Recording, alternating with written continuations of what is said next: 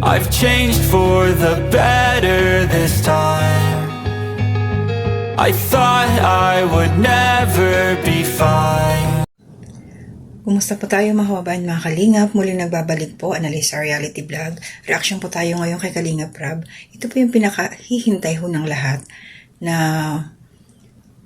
patungkol dun sa naging problema po ng nila Edo at saka ni Beyonce. Ang inabangan po talaga is magkita yung dalawa at iyon dun sa vlog ni Kalingap Rab ay nag-usap na ho, naging okay na. So, ilalagay ko po sa thumbnail na lang ang naging thumbnail po ni Kalingap Rab para mas madali nyo pong mapuntahan doon. Hindi na ho ako maglalagay pa ng anumang video clip kasi meron din ho after nitong pagkikita nila, meron din po akong i-advise doon sa ating dalaga sa kay Beyonce kasi may mga kumakalat siyang mga post sa social media. Pero bago yun, maraming salamat po doon sa mga nanood sa aking last upload patungkol po doon sa pagpapasilip ni Kalingap Edo sa kanyang dream house na pinapagawa. Ngayon, ongoing po yun. Thank you po sa inyong suporta. Mga silent viewers na dyan sa comment section, mga nagta-thumbs up, new subscribers po sa aking munting kubo, welcome. Salamat po sa suporta ninyo. And salamat po sa hindi ninyo pag-skip ng ads habang kayo po ay nanonood sa aking mga ginagawang reaksyon. At suportahan din po natin tuloy-tuloy ang ating ama ng Kalingap, Kuya Bal Santos Matubang, si Kalingap Rab, Chakta Pia Matubang, si Ate Edna Vlogs, mga kasama ko pong reactor sa Kalingap. Shoutout po sa inyong lahat. Karepa. Sa Team Karepa po, mga kasamahan ko. Team Bios, Team Strikers, Team Watchers, Team KOJR, Team, ano ba, lahat po ng team, ayan, sa Kalingap Tahanan. One Kalingap, one family. Suportahan ho natin. So ito po, nung pinanood ko ho, yung upload na yun ni Kalingap Rab, na pumunta sila doon sa bahay nila Beyonce. Kasama si may kasama silang pulis. Nakalimutan ko yung pangalan ni Sarge. Sino ba yun? Nandito sa dulo ng aking dila at nandun din si Jack. Masaya dahil kahit umiyak doon yung ating dalaga, okay na rin yun. So, nagkaharap na sila ni Kalingap Edo, nagkapatawaran, nanghingi ng tawad si Kalingap Eds, no? Nagkamay sila at the end. At salamat din kay Kalingap Edo na siya rin naman ang nagsabi kay Kalingap Rab ayon sa video na pumunta sila doon para matapos na ang kwento, matapos na yung istorya, matapos na lahat, makapag-move on na tayo. So, although makikita natin yung pagkakaiba, no, na syempre, parang hindi na, kasi nga wala ng love team, tapos na. So, ang kagandahan lang doon is kababaan ng loob ng bawat isa. Hindi lang ni Beyonce, hindi lang sila Edo, buong pamilya nila Beyonce, so maayos, walang problema. At doon sa vlog na yun, ang masasabi ko, mas lamang kasi yung nagpapagulo talaga, yung mga bashers, no? Mga nega, so sana hindi na lang nila pansinin yun. At ito, may babasahin po ako, kasi after neto, may post na nakita si Kuya Bal, no? Hindi ko alam, pasensya na kung saan ang galing yun. Baka mayroon siyang si Beyonce na live o kung saan man nakuha yun ni Kuya Bal. Nag-post kasi si Kuya Bal dito sa kanyang page, sa Facebook. So, dinaan lang niya sa joke yung comment dito ni Kuya Bal. Yung post niya, yung, ano ba yan? Yung kanyang, may tawag doon yun eh. Ano ba yun? Yung pag nagpo-post ka, kailangan meron kang pambihiraan. Nandito talaga sa akin dulo, nasa dulo ng dila ko. Caption, ayan. So, ang caption ni Kuya Bal, sabi niya, mas love ni Bian si Papa Doc kaysa kay Papa Bal. Maghikog na lang ko.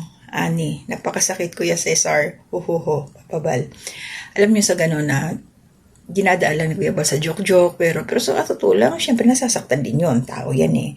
Pero bali, ano lang yan. Bahala na kayo mag-intindi, no? Para sa akin. So, ano bang nakita ni Kuya Bal na post ni Beyonce sa isang comment yata ito eh. Hindi ko na lang bagitin yung mga pangalan, ano? Kasi dalawa rito eh. Yung dalawang, mga natanggal na sa Kalingap. So, kasi, kung para sa akin, no, kung hindi nasasagot ang ating dalaga sa anumang mga negatibong komento patungkol sa kanya, mga bashers niya. Kung hindi na lang niya intindihin yon, tapos na ang kwento eh. No? Hindi na hahaba. Kasi nagkakaroon ng butas ang kanyang mga, kumbaga nagpo-post pa kasi.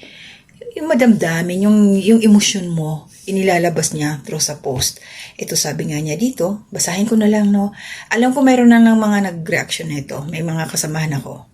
Shout out sila Sangkay Lons, binasa niya rin to. Sa mga hindi nakapanood, so ito naman babasahin ko rin. Ito pa yung sinabi ng ating dalaga. At ito dito na nasaktan si Kuya Bal, umiyak. Nasabi niya, ang ating dalaga, sabi niya, blank blank, may mga pangalan siyang binanggit.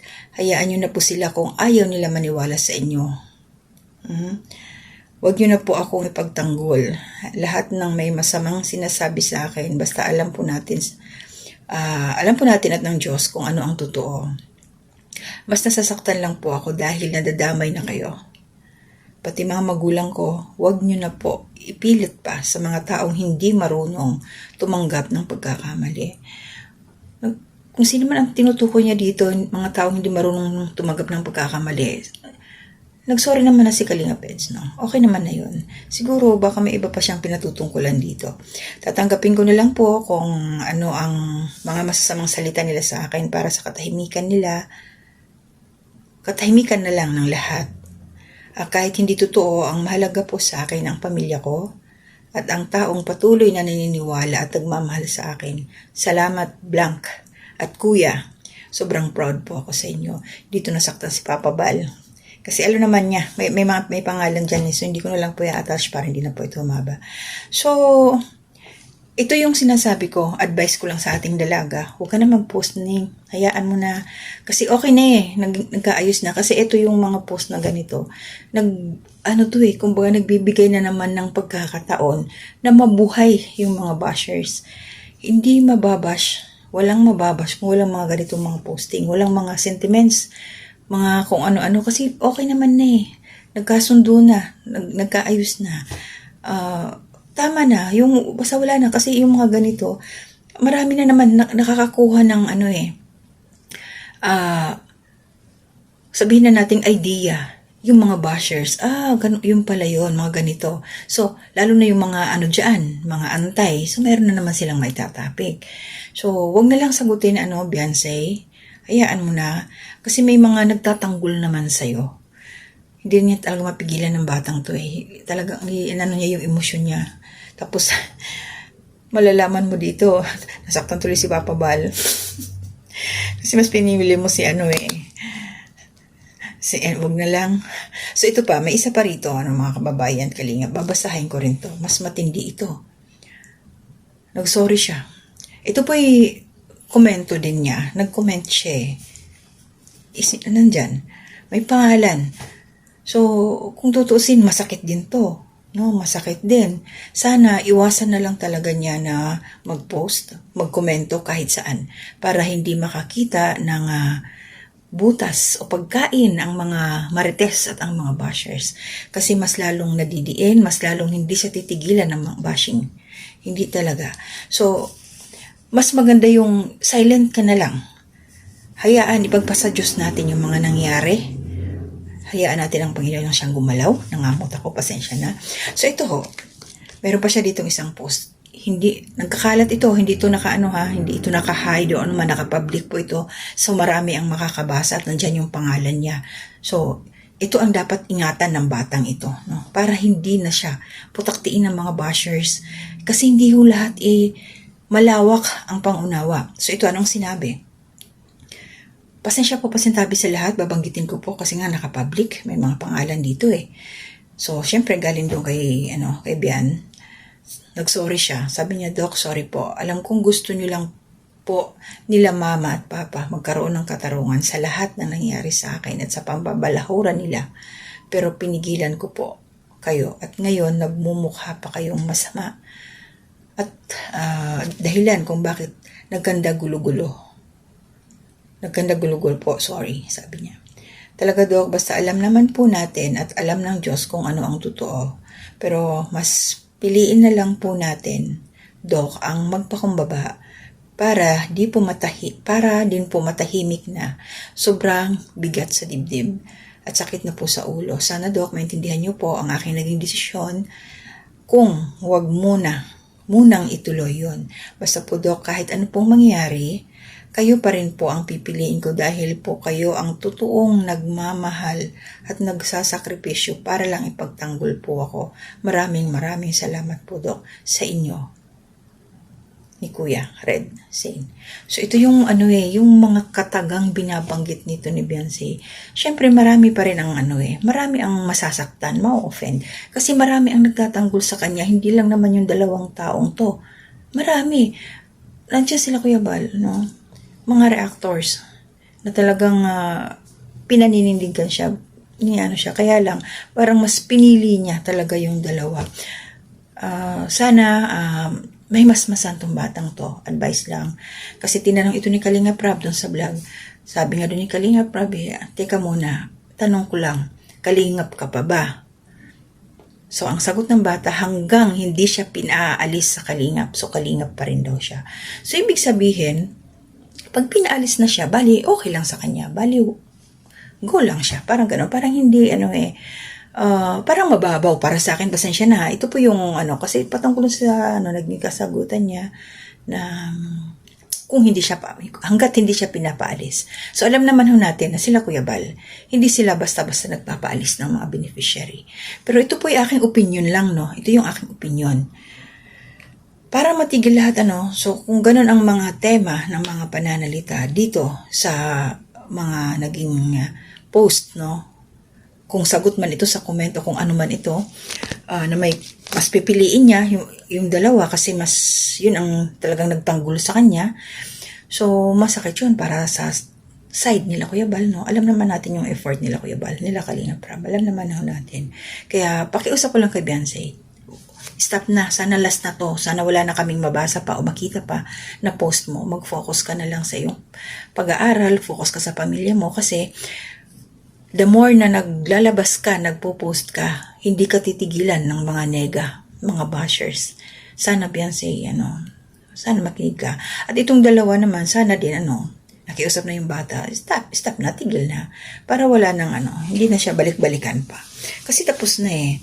So, sa mga nangyayari ngayon, sana maayos na lahat. Okay na. Huwag na lang talaga ulitin pa na magpakalat pa ng kung ano-ano mga post. Kasi hindi masasabing fake yan. Legit eh. Nandyan yung pangalan niya. Diba? Nandyan, nakalagay. So, good luck na lang sa lahat, no? Mga nagmamahal kay Beyonce. Siguro lang to kasi syempre bata pa yon. Unang pagsubok sa kanyang buhay. So, dito siya magiging matatag. Dito siya matututo, mga desisyon niya sa buhay. Meron na siyang mga lessons na pwede niyang, sabihin natin, lesson learned. No? Magiging matigas na siya yung kanyang puso bago siya Basta, kasama yun yung habang nagkakaedad, habang nag-grow siya, meron mga sakit-sakit na mga ganyan, mga sa damdamin, mas lalong magiging matatag siya, emotional, okay? Yung kanyang puso, magiging matibay siya lalo, at magiging wais na siya. Yun ang nakikita ko sa batang to.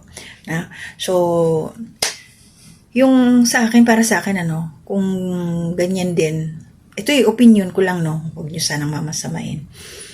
Kung yung mga temang ganyan kasi ng mga komento, mas may pinipili, no? Siguro, mag-let go, no? Mag-let go muna, kumbaga magpahinga muna, hayaan muna siguro na, opinion ko lang, makahinga, makarelax yung bata, hindi na muna siya siguro, i-vlog, no? Wala muna, pero kasi siya nasa velvet box pala ito. Siya nasa velvet box. But anyway, basta ganun na lang as motherly advice sa batang to. Kasi parang anak ko na rin yan sa edad niya. No? Parang pangalawa, yung panganay ko magdi-26 na. No? So, ayun na lang, tigilan na lang yan, huwag na lang magpo-post, tapos makinig sa kanyang mga magulang, maging wais, maging matalas ang pakiramdam sa mga taong nakapaligid sa kanya kasi baka mamaya yung mga pinagkakatiwalaan niya, abot kamay, araw-araw nakakasama, isa bandang huli, iyon pala yung magluluklok sa kanya, mas na masisira siya. no? So piliin mo, Beyonce, yung mga taong pinagkakatiwalaan mo. Piliin talaga.